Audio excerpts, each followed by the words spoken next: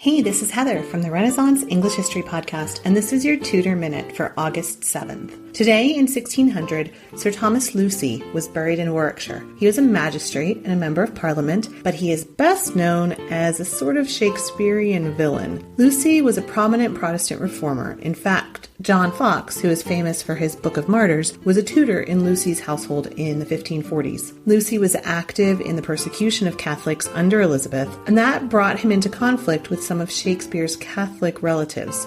The most famous story, though, is that Shakespeare may have been poaching on Lucy's estate. Shakespeare is sometimes thought to have satirized Lucy with the character of Justice Shallow, who appears in Henry IV Part 2 and The Merry Wives of Windsor. And then there is That Ballad, which was first written down 100 years after Shakespeare would have written it, when it was still being sung in pubs. There's no evidence either way, but it is a clever piece of poetry. A Parliament member, a Justice of Peace, at home a poor scarecrow, at London an ass. If lousy is Lucy, as some folks miscall it, then Lucy is lousy, whatever befall it. Thomas Lucy, who is probably rolling over in his grave somewhere for being remembered only for this incident in Shakespeare's life, buried today in 1600. That's your Tudor Minute. Remember, you can dive deeper into life in 16th century England through the Renaissance English History Podcast at englandcast.com, where there are several episodes on Shakespeare and the Elizabethan theater.